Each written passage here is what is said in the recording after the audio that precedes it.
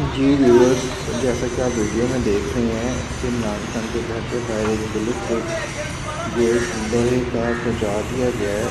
जैसा कि आपको मालूम है कि पिछले दिनों में पंजाब पुलिस ने और दूसरे सिक्योरिटी इदारे ने इमरान खान के घर एक ऑपरेशन किया था जिसमें इमरान खान के घर का गेट टूट गया था।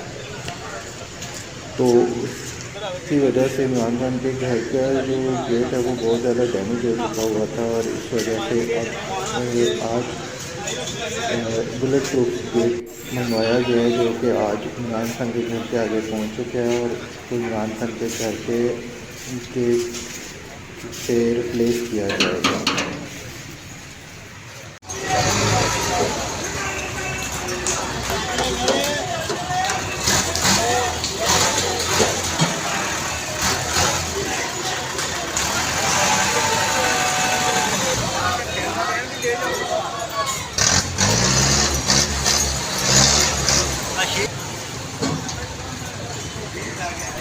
ये गेट 10 फुट चौड़ा है और 16 फुट ऊंचा है और इस गेट का जो मटेरियल है वो 1.5 इंच मोटा है। इस गेट की मालियत है 10 से 15 लाख रुपये।